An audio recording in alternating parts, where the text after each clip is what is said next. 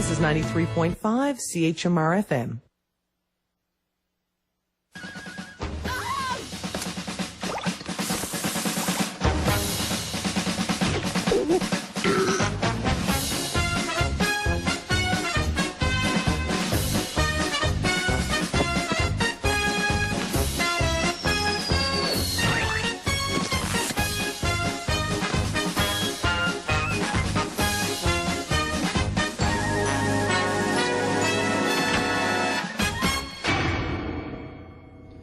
Hello, hello.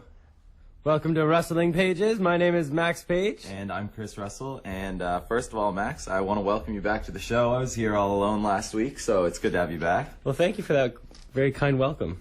So what are we talking about tonight, Max? Well, tonight we are going to do our typical talk about the student stuff, student issues.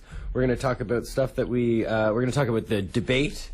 The Education is a Right debate that happened last week during during election times, and we're also going to talk about, of course, the MUNSU 2014 general elections. We've got one of the winners. We've got one of the winners here tonight with us. We're going to be interviewing him at about 1:30. Anik Rahman.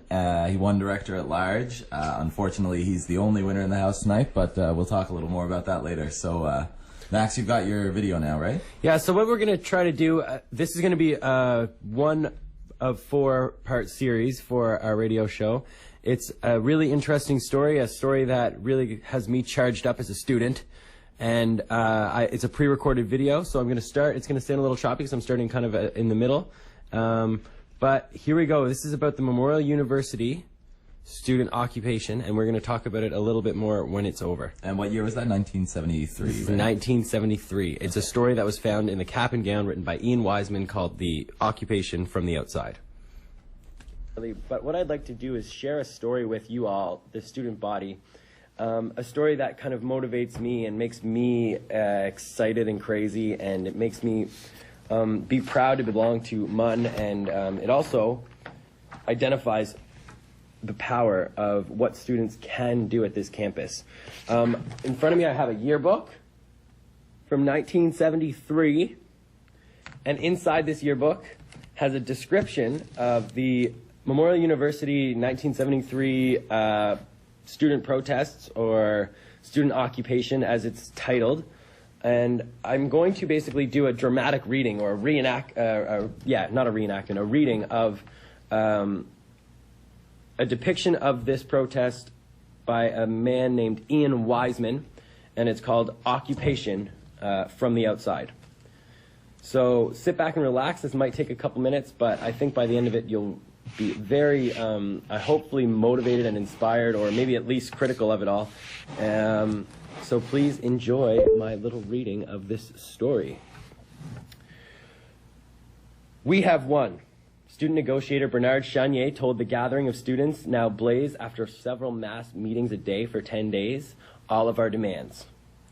It was 1 a.m., November 24th, the 10th night since irate Memorial University students had occupied the Arts and Administration building in symbolic retaliation towards the administration who, only 2 weeks previously, had attempted to smash the student union by unilaterally refusing to continue collecting student union fees.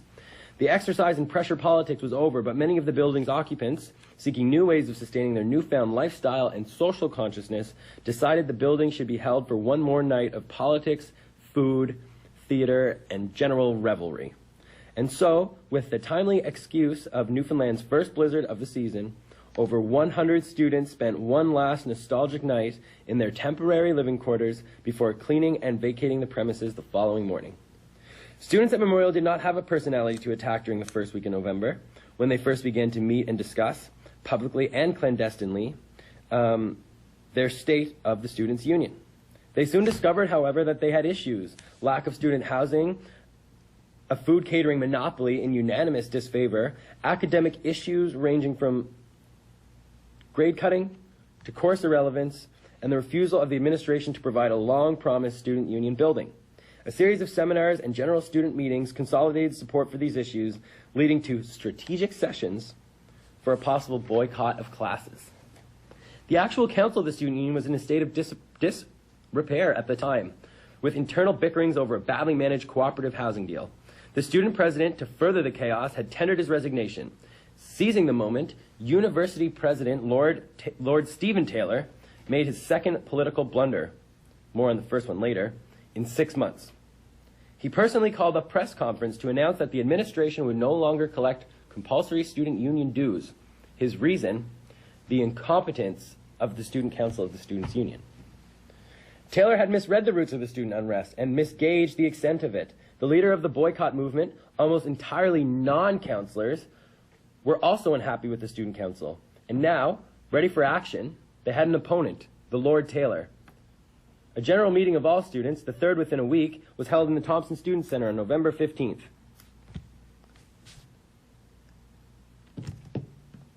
The first day of classes following midterm break. Having planned the format in advance, a group of organized students built the meeting up to a crescendo for 30 minutes as they monopolized the microphone and discussed the issues of free collection. Then Bernard Chenier, one of the student leaders and a volatile speaker, worked with the 3,000 students in an emotional frenzy and extorted them to join him in an occupation of the administration building. Within minutes, 1,500 students had invaded the building, closing offices, sitting in others, and slowly bringing all work to a halt. Taylor himself, surrounded by an escort of engineering students, showed up at his office momentarily, long enough to poke one person with his umbrella and realize that he could not control the situation. He left immediately. Here, then, was a vacuum. 1,500 students had succeeded in taking over the building, had cleared all the administrators out, but were left without organization, without formal leaders. During that first afternoon in the building, a nearly continuous general meeting took place in the Little Theater, a lecture hall with a seating capacity of 400, which was to become the energy center of the occupation. The tactic to enforce the demand to rescind the fee decisions was to be the continued occupation of the Arts and Admin building. So I'm going to stop here because that's a good 5 minutes. The next part talks about what actually happens after this occupation was initiated. So I'm going to make that video right away, and I'm going to put that up right behind this one. But I want to make sure that they're sectioned off one, so we don't overkill on like a 15 or 20 minute video. This story to me is incredibly interesting, and there's a lot of lessons to be learned. And please listen to my next video to make sure that you can understand the power of this student body. Thanks. My name is Max Sage. Ding! All right, Max, so that was really interesting. Could you elaborate on it a little bit? I know you've been telling me about this story for probably years now, but I'm glad to see it's finally coming out in the public. So, yeah, do you want to elaborate a little? Yeah, so I mean, the 70s was not uncommon for these kind of civil movements and civil disobedience. Definitely. So I think it was probably provoked by all kinds of different factors, like kind of around the country or whatever, the world. So basically the first section of it was students realizing there was an issue, and they were able to manifest a way to articulate those issues.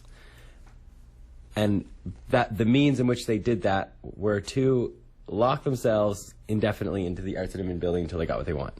So it was a really interesting story to me, and it's very motivating to me as well. And I'm really excited to share. Basically, the next parts talk about how it was all manifested and facilitated, where the money came from, and the involvement of other secondary organizations that came in to support it. So I guess with that, we'll go into our break, and when we get back, we'll be talking to the moderator of last week's Is Education a Right debate, James Doyle. So we'll see you when we get back.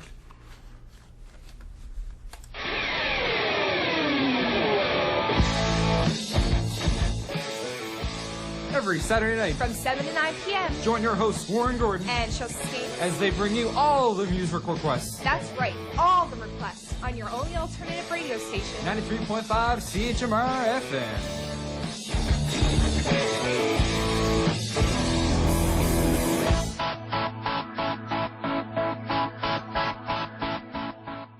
Okay, so who's saying from Crookston? why don't you do it? No, I should do it, I suppose, yeah. Say we're from Crookston. Okay. Hi, I'm Ted Rowe. And I'm Neil Rosenberg, and we're with Crooked Stovepipe. And you're listening to CHMR 93.5 FM. We live in two different worlds, dear.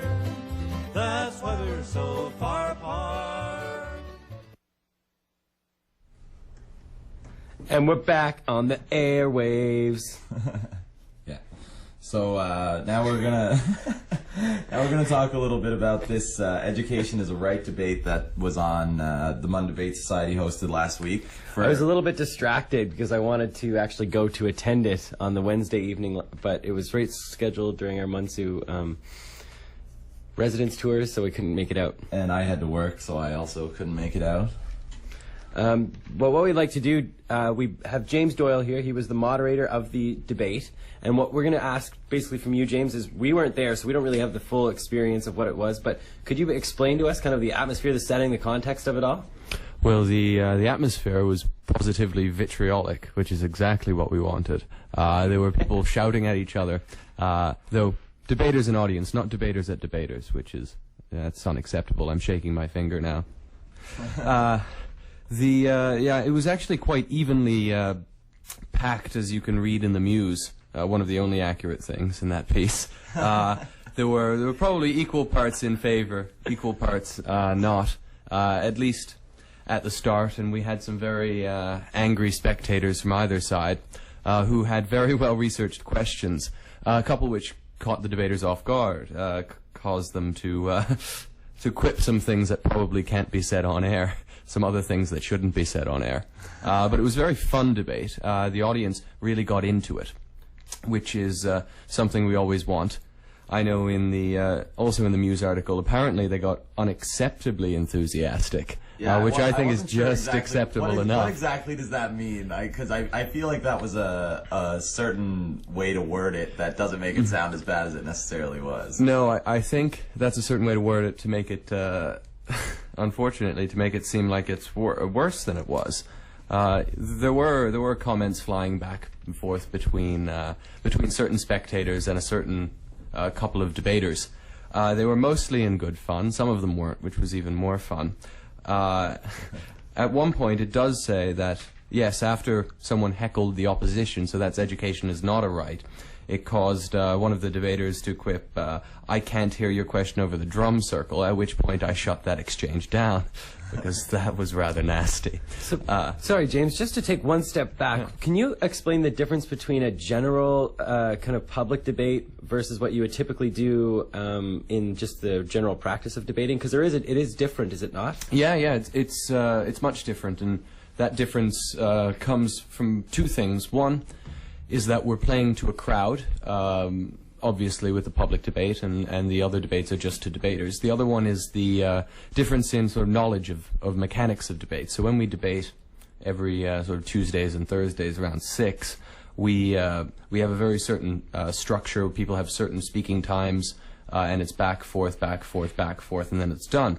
But when you want to engage the audience, and when you have people who aren't familiar with the style of the format, rather, of debate, we like to open it up more to the floor. So there were only 3-minute opening statements from each debater and 3-minute closing statements, and the rest was all audience questions. I didn't even get to use my own questions. There were that many from the audience. It wasn't bad in that regard. I didn't have to do any work, because I certainly didn't prepare.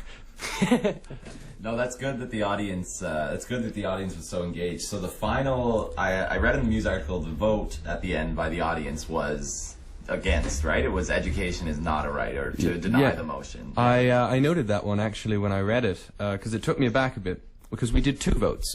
In public debates, we like to sort of ask people either where they stood before or where they stood after, or we do which side do you side with and which side do you think presented their case better.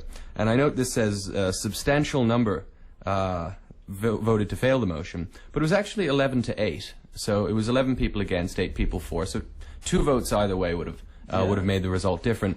But interestingly enough, and this probably marked the sign of a good debate, is that the tally for who presented their case better was actually 9-7 for government. That is, education is a right. Not everyone voted on everything, of course. We made people raise hands. We didn't give them the pleasure of a secret ballot. Right. So that may explain why some people didn't vote. But yeah, it was quite balanced. So 11-8, 9-7. It's not exactly as substantial as it's portrayed in the article. So the idea of education as a right, it kind of seems like it was provoked by a particular campaign that we're all familiar with around campus. Oh, really? So okay. Did you News find to that? me. Did you find that the debate centralized around like student action through the CFS, or was it maybe a broader, more kind of general approach to the notion of education being a right, regardless of, like, was CFS brought up? Well, actually, no. CFS was brought up before the debate, of course, when we invited the president of CFSNL and the director external for MUNSU to come and speak in favor of the motion. They both declined due to time commitments. Allegedly. Yes, allegedly. And I'm not privy to those emails, though I wish I was. Actually, I think I am. But then we asked some other prominent student politicians. Unfortunately, as the election season was around, and of course that's why we held the debate when we did, they also refrained due to time commitments. And I noted, as Max did before, there was a residence tour scheduled at the exact same time. I don't know how early that was scheduled. That probably killed our turnout by a little bit, though we did have a packed room. With the debate itself, though, CFS was not mentioned even once. There was no mention of the CFS, partly due to the CFS not actually being in the debate, so it was just two debaters for and two debaters against, rather than activists from either side. And no, it focused on the general idea of whether education should be free or not. I think the debaters decided that they wouldn't get into the muddy idea too much of what ought to be a right and what ought not to be a right, and decided to focus on the costs and the benefits of having free education. And I think that that made it a bit of a better debate than it would have been. So would you be able to,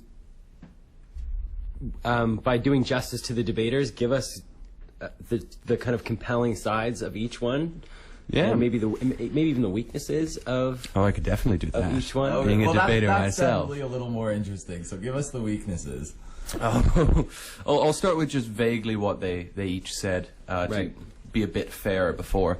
So the first speaker was Russell Cochrane, and he got up for his side, education is a right, and decided to talk about how access to education enables a lot of people to get into the workforce that wouldn't be able to before, especially when they came from poorer backgrounds, and talked about how even though student loans are a good solution, they're not what he thinks is the best solution, because they do have, at least in Newfoundland, the federal portion of interest is still there, and other things like that. And then I believe, yeah, okay, I was looking at the article for the order of debaters, and that's just not the case. So then opposition got up, Michael Sullivan, and talked about how with the current bureaucracy, it wouldn't financially be feasible to provide free education.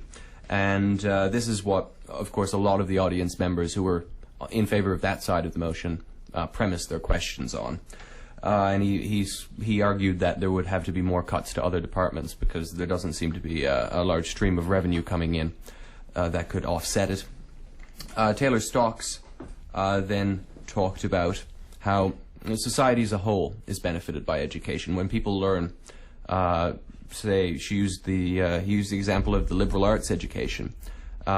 People learn to combat things like racism and sexism and things like this, and that when people are educated, it helps. Then David Speed, of course, got up and, in his usual aggressive manner. David's a bit hardline, I can tell from the article. Yeah, David is one of the most, he used to be one of the most aggressive debaters in debate.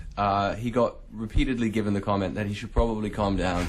He is literally scaring people away, though he's a lovely guy. He's calmed down a bit, but for the public debate, I think he just got back into his usual format, and it was extremely fun. He talked a lot about useless folklore degrees. That's my favorite argument against, that's pretty much my exact quote when I'm making the argument against education. Of course, he, once the audience didn't like him calling out folklore degrees, he changed it to useless anthropology degrees. And Russell got back at him there and talked about how there's no anthropology factory, but there are certain benefits of it. Well, yeah, that's interesting. So what were giving us basically the brief kind of idea of where people are going with it? What were the weak sides of each argument? The weak side of each argument. Maybe not of each argument, but of the... Oh yeah, of the round as a whole. Okay. because the format really allowed for weakness, I would say. When you have sustained attacks from the audience, and you only have 3 minutes of completely your own time, each at the first and the last of the debate, you don't get to bring up as much information or as much argumentation as you would in a regular Tuesday or Thursday meeting. So the weak points were probably, if I can remember, well, side government didn't focus on the financial aspect that much. So they did provide a very compelling case about why for people of disadvantaged backgrounds, free education would be just irreconcilably good. And they talked about how it sort of improves the idea, the collective ideas of society, and how they would, the access to education would enable people to be able to think more about the world around them and come to different conclusions. But they didn't really get into the argument that you see in a lot of CFS campaign material, that it's somehow economically beneficial to return, have return on education. investment. Yeah. Exactly. Those are on all the posters. And I thought that particularly strange because with all that material lying around the school, that they didn't bring up the argument at all. Raises one of two questions. One, they had limited time. They maybe just wanted to focus on the stuff that they were more familiar with. Or two, that they didn't think that argument from the campaign is that strong at all. So that's where side government was weakest. And side opposition was probably weakest in not really addressing the social matters brought up by side government. So they talked a lot about how the financing of this just wouldn't work, and treating education as an investment is a good way to get people who are committed to doing education into their fields. But they didn't really talk too much, except to make fun of folklore and anthropology degrees to get back at the at side government's social claims. So those were the weak points, but there was a lot of other areas of clash, and they did get into it a bit with the audience that I allowed, and I don't regret that. There was quite a bit of things that we can't say on the radio. That's really it. So it was good, though. Do you think that it was overall very well? Mm-hmm. And what I'm going to ask you to do at the very end of this is obviously do a little plug for the debate club, the Debate Society. I will shamelessly plug it. And you can talk to us about everything that you've done in the past and what you intend to do and stuff like that. But what would you be? How would you pick the next public debate, and how what topics might you when like would to you see in the next public debate? Next public debates. So I know MUN Debate has done Education as a Right before, and we decided to do it again, maybe just have a spice up election season a little bit. We thought we'd get some student politician debaters, but unfortunately that didn't happen. We've done the secular charter debate in the fall semester, and that was about, of course, the legislation brought forward in Quebec about restricting religious liberties while working as a public servant. And I wouldn't be able to tell you exactly what we're going to do next, but I probably would be able to tell you if we were going to have a public debate again at the end of this semester, though, of course, with final exams coming up, that's a bit difficult. Though next year we'll probably be doing them on a more regular basis, probably around one every 1 or 2 months. We didn't get to do that this time around because we actually had a lot of debaters. I was one of them who were away in Harlow, and the sort of staffing just wasn't there to do a lot. Do you have any ideas on public debate topics? Because I could write them down. Yeah, that's great. That's great. Well, I'm wondering, so is it my understanding that this most recent Education is a Right debate, is that going to be available to listen to or watch? Or? Yeah, no, Jamie Brace videotaped the entire event. Of course, one of the promoters, the Atlantic Institute for Market Studies, was going to put it up on their website.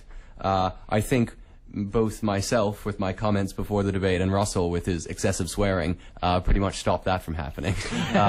So it won't be up on Ames's site, but we are working on sort of splicing it together, cutting out the dead bits, and we're going to put it up on the MUN Debate website once we get it all finished, yeah. That's great. So could you tell us a little more about MUN Debate before we part ways here? Oh, sure. I don't talk about MUN Debate at all. I don't know what to say. Other than that, we We meet on Tuesdays and Thursdays at 6 p.m. and sometimes on Sundays at 3.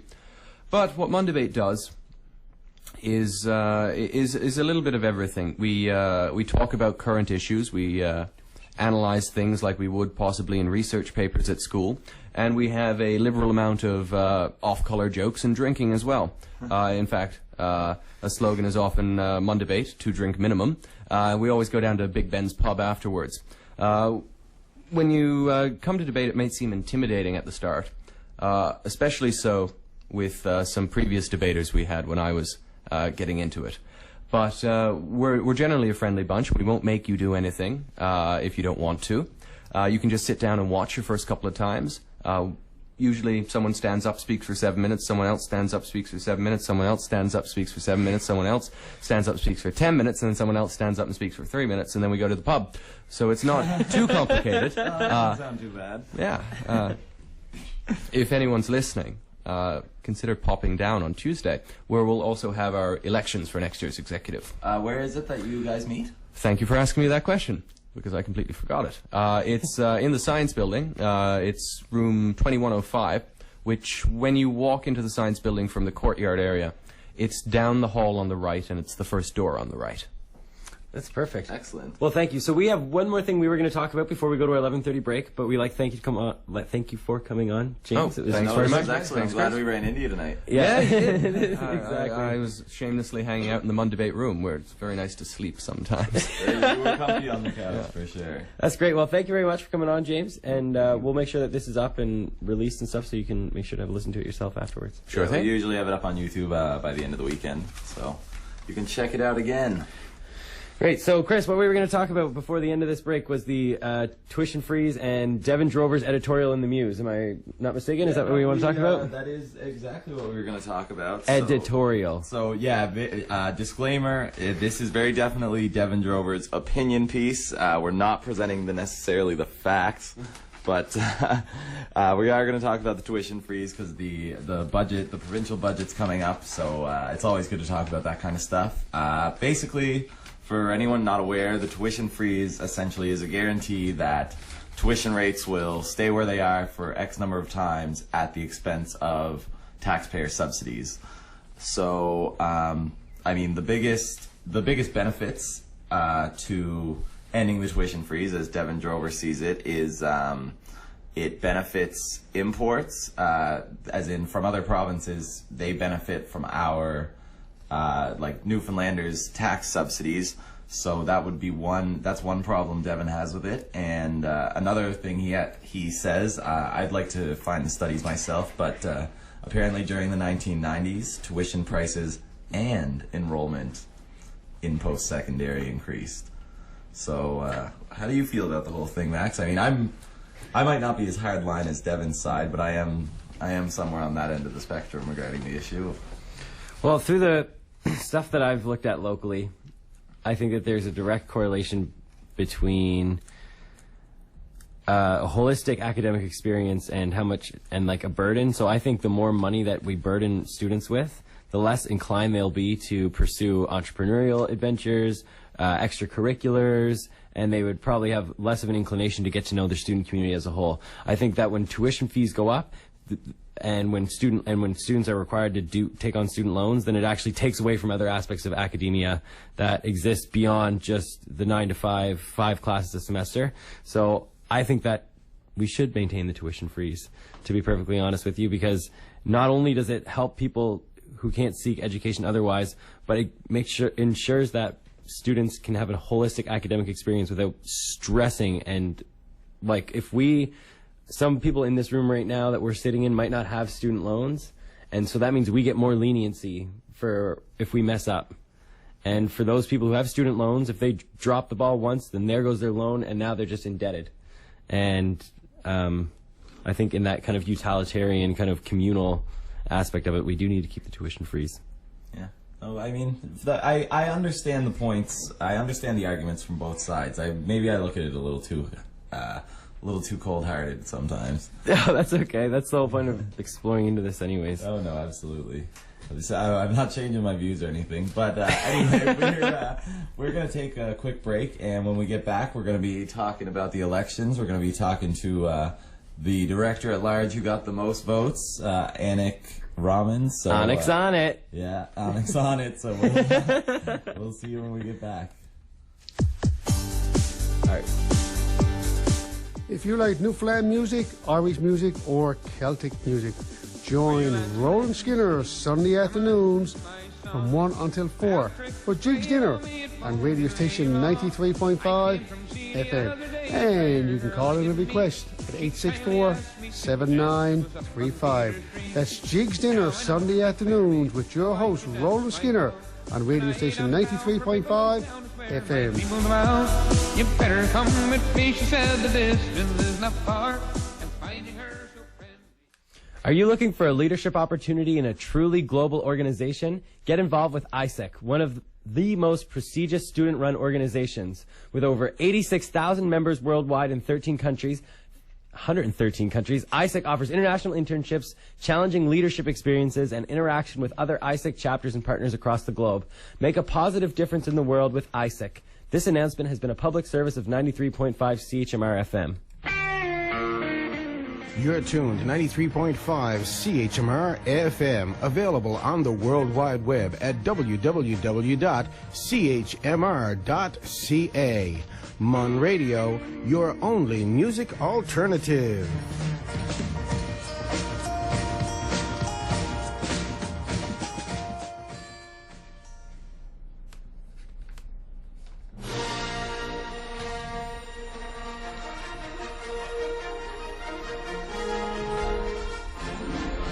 Turmoil has engulfed the undergraduate republic. The republic at this time has been plagued with unrealized potential and intergalactic passivity. While the Congress of the Public endlessly debates the alarming chain of events, the Supreme Director has secretly dispatched 2 student knights, the guardians of peace and justice in the undergraduacy, to settle the conflict. Unbeknownst to the future senator hopefuls, the mysterious Count CFS and the Federation has mobilized their Imperial Army to hinder the young freedom fighters' chances to liberate the undergraduacy. In the last stretches of the undergalactic races, the young freedom fighters positioned on Peyton Comet in hopes to generate a small band of rebel forces to finally face the Galactic Federation. The Federation, however, had eliminated the essential resource to the Comet, their polling and recruitment stations. As one freedom fighter became sacrificed in spite of the coalition, with the once young apprentice to the Supreme Director, all hope had become lost, and the integrity of the civil union became lost to the Federacy. The Committee of Appellation had one of the 2 martyrs silenced, and the humanity lost in the undergraduacy. Can the new Union senators mobilize the masses into a flourishment of intergalactic prosperity? With few freedom fighters left, with an alienated and disenfranchised army, has all hope been lost? Here's our recap of the MUN Student Union elections. Whoa! Hey, Anik, how you doing, man? Not bad. How are you guys? Good. Thanks for coming on the radio. That was a little intense.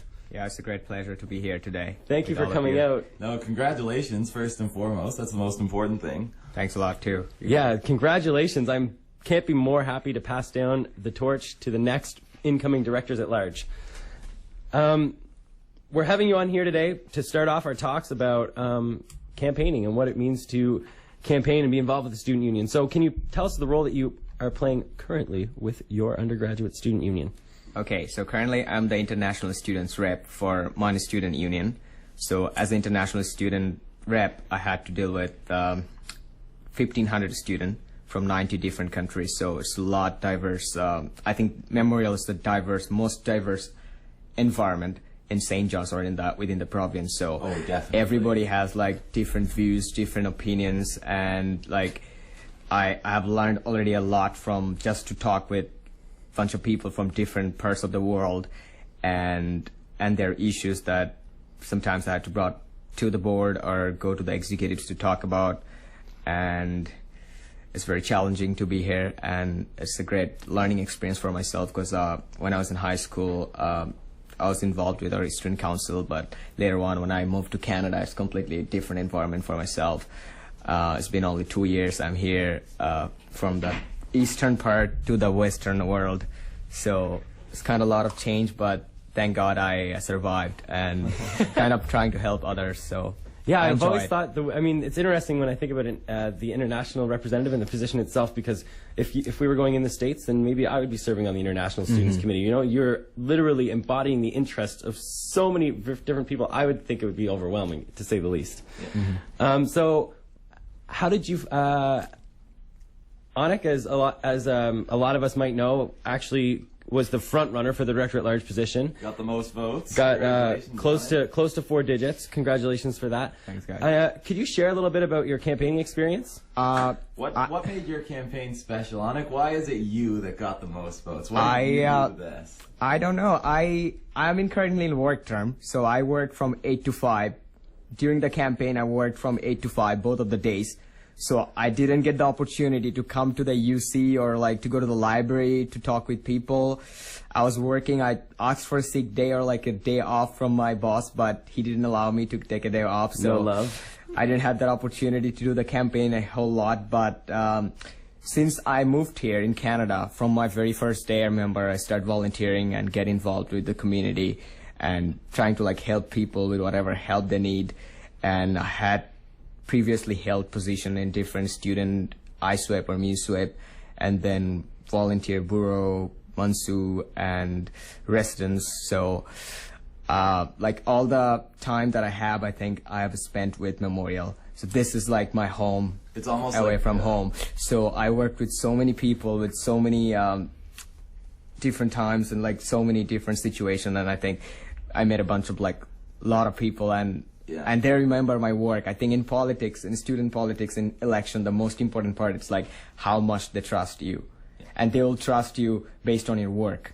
And I think I've worked for a while, and so there was a level they trust me, and that's why I got the vote. I think without doing a lot of campaign, all I did is like put the posters and that's it, and give a heads up to all the people I know, like, guys, I'm running, and this is it. It seems like kind of some of the authenticity with it comes from like the work that you do throughout the year. It's not just it's not just the campaign week. Yeah, it's like It's you like laid myself. down your seeds long before the election.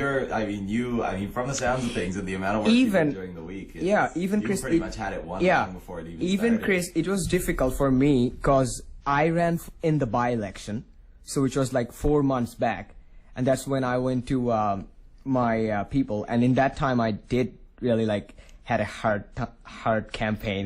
The first campaign, I made a video. I talked with a lot of people. I was like campaigning 48 hours straight, but this time I didn't have that opportunity, and also like I went and asked for votes 4 months ahead, so this time it was kind of difficult for me to go again and ask for vote. So I didn't do a lot. I didn't expect that I'll get that much response from the Memorial community, but I'm very proud that they made a better choice, I think. So Anik, let's talk now. We've talked about pre-campaign and during the campaign. So starting May 1st, what are some of your biggest plans? What are some of the biggest things you want to do as Director-at-Large? I think I put at the top is the student participation. Because I don't want our student, when they will run for election next year, to hear to being asked the question like, what is MUNSU? Yeah. I think we need to do presentation, not in the high school regarding what is MUNSU, but in our university, like what we do, rather than like our different services in general. I've been asked that question probably 20 or 30 times, the same question, what is MUNSU? They pay money, but they don't know what it is. But this is very unfortunate when you do and go out for campaign. And it gets. So how did you know what MUNSU was? When I first came in, I had to come here for my medical insurance, and that's when I found out what is MUNSU. And so since then, they got you young. And the first day, No, one thing with student participation, one thing I really liked. Now that the election's over, I can say it. One thing I really liked Maggie said during the executive forum was, why are these events only happening once a year during the MUNSU elections? Why aren't these happening every month? I mean, exactly. If you had that happening in the attic, people walking by once or twice a month, then people are going to stop and they're going to say, what's on the go? Even if it's just the executive all giving a little, this is what we've been doing over the last month. And so I'd like to see something like that, I think. Even, I think, in my opinion, in our MUNSU meeting, our executives, they present their report. I guess we can do it like in more publicly in like in loft or like in a UC, just like in a monthly wise where executives will give it like in front of the public. I know like publics are allowed in our council chambers, but we don't get that much response there. So we better like change the location for a while, not for our meeting, but for the when they produce the report. Definitely. I think that's a good idea. They'll had the idea like students will know when they'll pass by that what's going on there, should drop by and listen. I think it's a good idea. So you picked, just to take one step back a little bit, so you chose to pursue Director at Large over what do you study? Sorry. I study engineering. So you didn't want to be an engineering rep. You didn't want to be international again. You didn't want to be any of the constituency reps. Yeah. The reason why I didn't choose engineering rep because I'm still involved with a lot of engineering society within. So I know what are the concern and like what are the issues that they want to brought up. So being in Director at Large, I can address that. I can also address the issue that international students needs. So I can work both of the things by being in one position. So why not do that opportunity, Definitely. right? So that's why I take that opportunity and thought like I should definitely go for Director at Large. I don't have like being an engineering, we're not allowed to work full time, like, you know, so I can't run for bigger positions, but this is what I can do. Yeah, so what is a Director at Large to you? Obviously you have some things that you want to hit home, like student participation and all this stuff, but what is the job of any Director at Large? And what do you think, because I've been a Director at Large for the last 2 years, so what do you think my job is, or now until the end of my term as the outgoing, or what do you think the job is of the Director at Large? That was actually my question to you. I was going to ask you that question, but what I think is broaden the workspace for me, because I told you like I was working with 1,500 students. Now I have to work with 13,000 students. Right. So I like literally I have to like completely. I think I have to broaden my objectives and my workspace and the amount of people I work with, and this big responsibility, and I can feel the weight. Yeah, so definitely. Well, one thing that I remember feeling with Director at Large is first, and as you say, with 13,000 people, there is 5 Directors at Large, so that can there's very much a team spirit that you can manifest with the Directors at Large, and I felt it a lot the last 2 years. The groups of people I've served as Director at Large have been really good. The other thing with Director at Large is you're kind of embodying the interests of, for example, the positions that went vacant. Education reps are now vacant. So there's nobody representing education students anymore.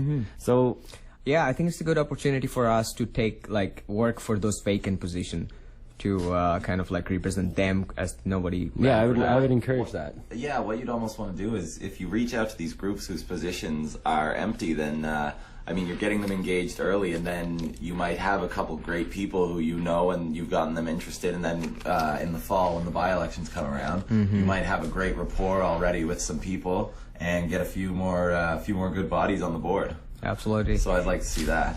And I think being in Director at Large, another thing is like you're not a rep for a particular thing, and you're also not an executive, so you're like kind of a middleman between those two. So kind of being the communicator for like executives and for the reps. So what committees interest you the most? I think clubs and societies and our finance. I think those are the two I'll go. Good. Those are the ones that I've been keeping awesome. my sights on as well. Those are my interests as well. Because I've been involved in a lot of clubs and societies at MUN, and I really want to work for them. And finance committee, I study engineering, so I want to learn more about how the money works and how we manage all the stuff. So definitely looking forward to it. Yeah, it's good. Yeah, it's good enough to work for what you want to work for, but you got to understand where the money's coming from too. Yeah. So now I wanted to ask, what are you most looking forward to? I mean, a couple things, one thing, but what are you really most looking forward to next year? Unified MUNSU. Yeah. A place where a student will be comfortable to go in, and will be know like this is my place. This is where I belong to. This is where I'll go, and like an open space for everybody to welcome them, like so that they feel like it's home.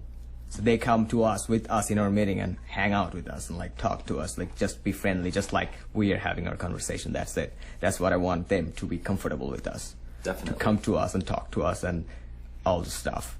And so more broadly, what is the ideal picture? Like if Anik, if you have it every way you wanted it, if you had it exactly the way you wanted it, what would it be like? What would it feel like? What would the activity be like? I'll say like it's really difficult like when you had to negotiate. Like I know like it's kind of like a top part of our job when you had to negotiate with all the other directors. Kind of sometimes it's difficult to make them believe what you believe in, or like or make yourself believe what they believe in.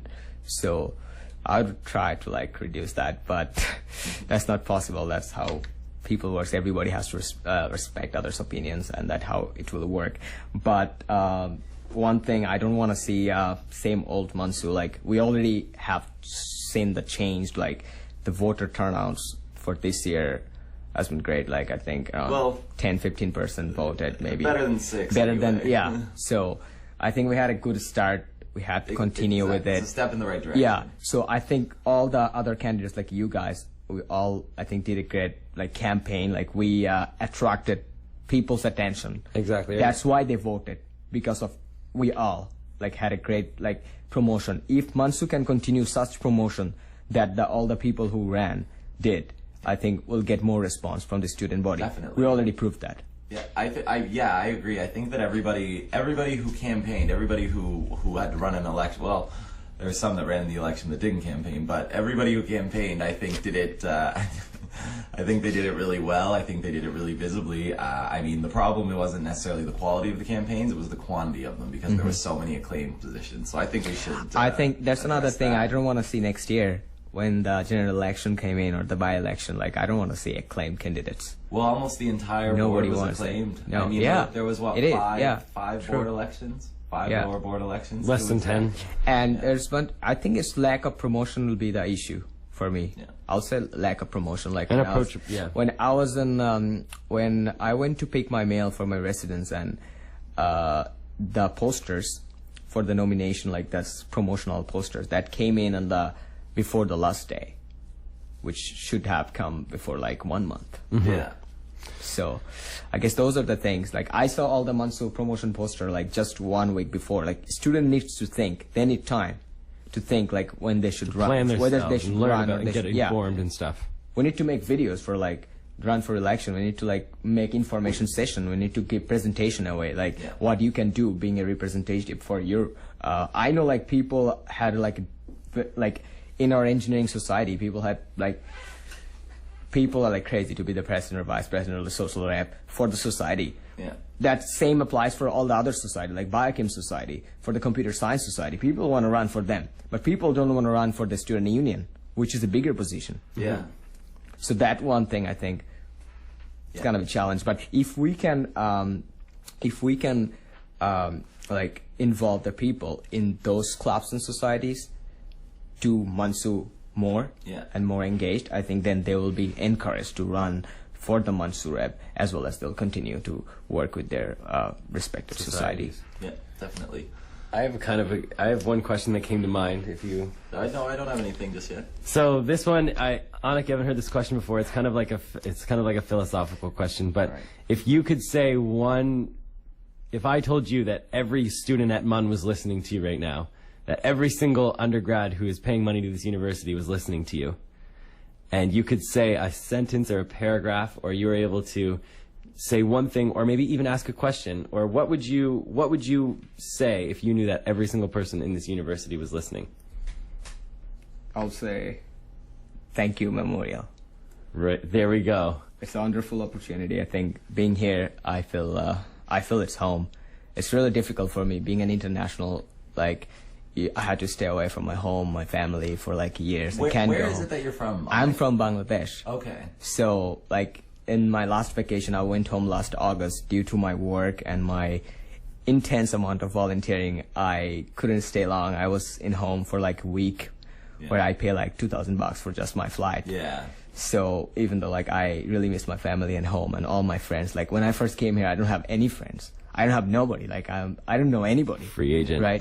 So I had to make so many friends and met so many people that I ended up getting like 965 vote. Like I was so I was so emotional. Like I straight went home and I was just spent a bunch of time, like a couple of hours just with me. I was just thinking like and feeling so grateful to all the people in Memorial that they trusted me, and I promise that I'll put my best. And I work hard like 18 hours a day, and I'll continue doing it no matter what. Good. That's great to hear. Yeah. That's great. We were actually, the two of us and a few others, we were saying all week, you know, Anik, in this race, Anik is going to get the most votes, and really Anik might just get more votes than anybody. So, and you pretty much almost did. Thanks, guys. Yeah, you should be proud of yourself. It's really good. Yeah, it was excellent. So what we'll probably do, Anik, is we're going to let you go now because we're going to probably maybe vent a little bit, get some stuff off our chest. We wouldn't want you to be involved in all that. But thank you very, very much for coming guys. on. Anytime is came on the show. my very much pleasure. Yeah, that's great. Thank you very much. And It's the first time I'm in CHMR and talking. And So there might be plenty more to come. oh yeah, hopefully. absolutely. Well, All right, guys. Thanks a lot, thanks and thank very you much. everybody for listening. Bye. Awesome. Yeah, have a good one, Anik. thank you. All right, so yeah, that was Anik. Great job on the Anik did a great job on his campaign. So we're gonna talk a little bit more about some other election stuff. How deep are we gonna go with it, Max? How deep are we gonna go? Well, I could just share my experience a little bit. Yeah, let's do that. We'll start with that. So as a lot of people know, I ran for Executive Director of Finance and Services. This would have been my third year on the board if I would have got it. So I spent 2 years as Director at Large. It took me a long time to muster up the courage to run for Executive, as it would, because I was worried that I would lose a spot on the board, which is what I really want to be involved with. And I decided to take that risk and roll those dice, and didn't turn out in my favor. But I did learn a lot, and I wanted to share those experiences with you a little bit. So the campaigning, I mean, to even get the motivation up to begin with is a lot. I basically had to have support from people who were involved in the union before. I had to have confidence and knowledge from other past executive and current executive. I had to make sure that I had a team of people who understood the rules and a team of people who were willing to help me and empower me and stuff like that. And I can see that it would be really, really difficult if you didn't have a whole support team around you. So basically, I'm going to share a couple of things that I wish or a couple of things that I could have worked harder on. Some concerns I had with the union, and the concerns Chris and I have had with the elections themselves. And I hope that people in the future who are going to run for this position in the future might be able to learn a little bit from what experiences I have had and we have had. So first, the campaigning, you need to have a team, and you need to be confident. You need to make sure that no matter what people are telling you, that you just do it and just go for it, because it's your union and you pay into it, and you know you have just as much access to information as anyone else does, and you have just as much right to be up there as everyone else does. So that's the first and foremost. The thing is, I mean, I think I might have lacked a little bit on postering. I could have maybe had some more posters up. Maybe up earlier. Earlier. I'm not talking shit or anything, but I'm just the more and more people running, the less and less space there is for posters. So you got to get the posters up there early. And classroom talks are really important too. Getting around to seeing as many people as possible. If anybody ever needed to do a classroom talk about anything, even if it isn't MUNSU related, it is not as intimidating as you'd think. And the professors are actually are really approachable and really kind of excited and encouraging for people to talk to one another and for people to talk to their class about things that are important to them. And I think I should have maybe made my platform maybe a little bit more simplistic, or even more so, the platform that I developed was kind of, there's a bunch of different degrees to it, and I think I needed to organize it a little better. Like, you know, do I talk about all the intricacies of human resources and staffing relations and budgeting and all this intricate stuff, or do I just sit back and talk about my hopes and dreams and ideals and ideas and just try to catch people with, you know, like kind of like these sensationalized kind of simple ideas. I feel like you might have been going for hearts more than minds, which isn't necessarily a bad thing. I don't say it from any particular standpoint. I'm just saying that's a little, yeah. A little observation, yeah. Yeah, and I guess the things that concerned me throughout it were the fact that people didn't know about the union, and I felt like I was bothering people sometimes. Like people didn't want me to go up and talk to them during lunch, and it's a very fair sentiment to think. It was hard, yeah, it was hard to make people vote in general. It was kind of a complicated process. It felt like to get on, and you got to go reroute yourself through MUNSU.ca. And it was a little bit disheartening at times, knowing that people weren't coming to the clubs and societies forums or the res tours or the public debate. And that being said, it was hard to make people know that if they voted for me, I wanted more out of them than just a vote, and I wanted them to really get involved. But that's some stuff I wanted to get off my chest. I wanted to confide into you, microphone at CHMR, about my feelings around the campaign.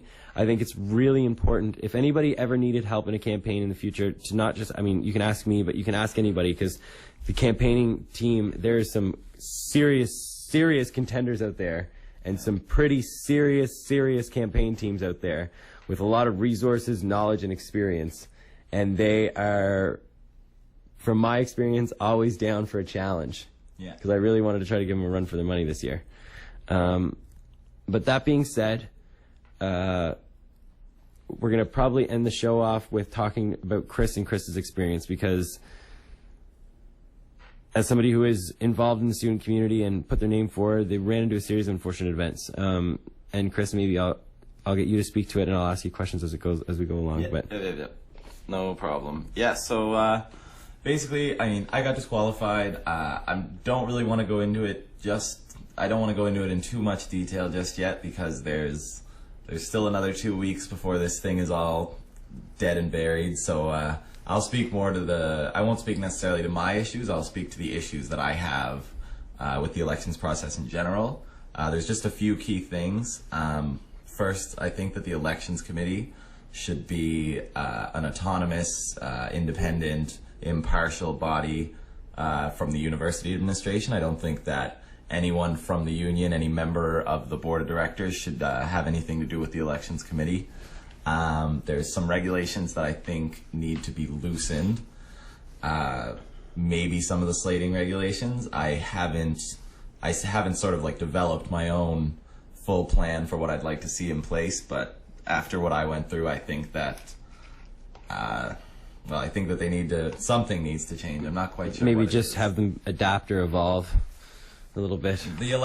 When the election regulations were last updated, Twitter was 2 years old, to give an idea of just basically. Well, how old is Twitter now?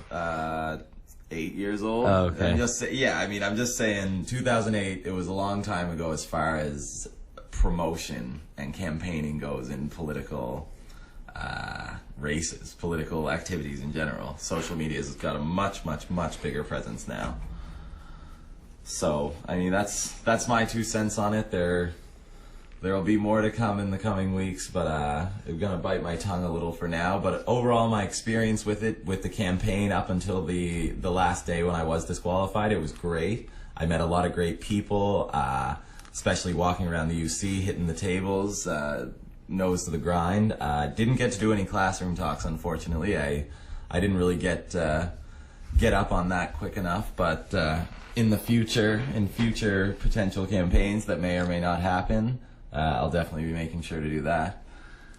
So I don't know, what else, Max? Do we have anything else election related? I just wish that, and I hope that we can all learn from people in the past, and that we can be empowered by people who are sometimes like-minded, sometimes not. And I want everyone to know that I feel like even though I didn't win, I did learn a lot about this in campaigning, and if anybody ever wanted help or encouragement or motivation to be involved, I felt a lot of controversy the whole time I was on the board. I felt a lot of pressure to kind of adapt to the status quo, and it can be really daunting. I mean, I remember people always saying to me, you know, Max, have a good time at the board meeting, have fun tonight, right?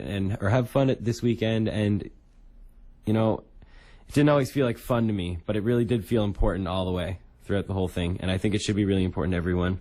I am ecstatic that we will be passing the torch to people like Anik and Brendan Dixon. And Dixon, and everybody who's made it on the board. I'm excited to see what you guys can do. Yeah, congratulations to everybody. Win or lose, ran against us, didn't run against us, doesn't matter. Congratulations to everyone, and I definitely look forward to seeing what you do next year. And I guess I would definitely like to, finally, it's the last 10 seconds here, give a shout out to Devin Grant.